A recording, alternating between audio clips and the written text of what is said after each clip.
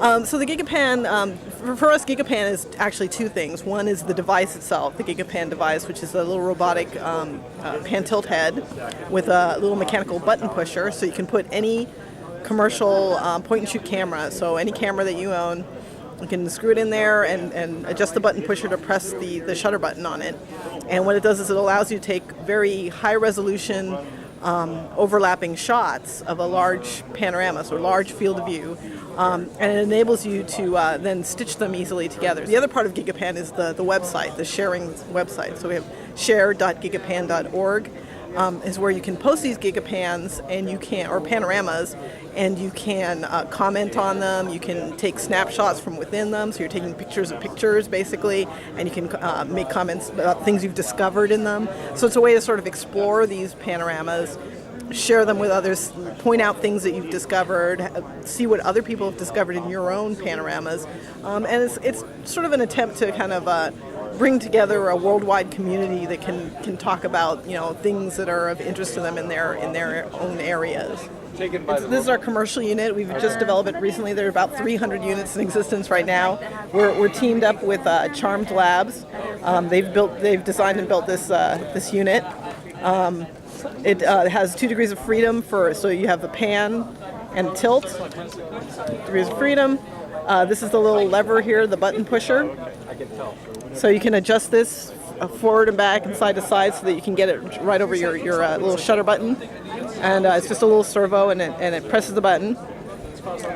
You can set up, we have a little user interface, a couple of scrolling buttons that you can set up your panorama. The programming is pretty simple. You basically use the arrow keys to spin it around so that you're actually looking through the camera at the upper left-hand corner, turn it around and look at the lower right-hand corner and say, okay.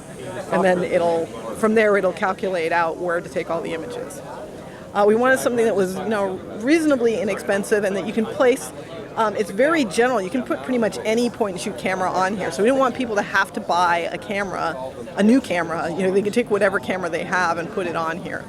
So this one currently can't quite handle an SLR. That would be a little bit too large for it. And you want the center of rotation to be at the image plane, and it's hard to get that balanced correctly with an SLR on this particular unit. But we are looking at units that would be able to. We're just looking at designs that would be able to handle that. I was actually recruited by NASA 20 years ago, so I've been working there for a very long time. I joined the robotics group about 12 years ago, and I've been involved in a lot of these projects over the years. Currently, I'm actually doing more sort of project management and not so much engineering these days. I'm a Excel programmer and a PowerPoint engineer, but I do still have a dabbling on the technical sides. Well, I always find it fun, actually. It's lots of toys. It's just it's kind of exciting now because we're seeing some of the things we've developed getting out into the public and getting some exposure. We're also seeing some of our technologies getting into some of the mission concept designs that are coming out now for, say, lunar exploration. NASA's currently designing the architecture for the lunar missions, and they're actually paying attention to the things that we're doing in our group as it's influencing where those architectures are going.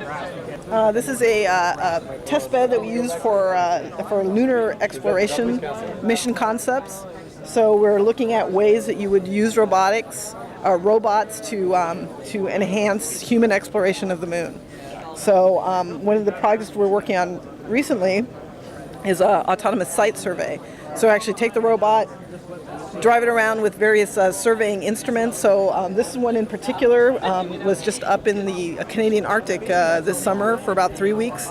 We had a ground-penetrating radar on it, so we actually were doing transects, driving basically lawnmower patterns across it was a crater actually in the Arctic called Houghton Crater, and looking for ground ice basically, because ground ice would be useful for future lunar missions. You could use the water for fuel and for oxygen, for drinking water, for any kind of lunar base that you might establish.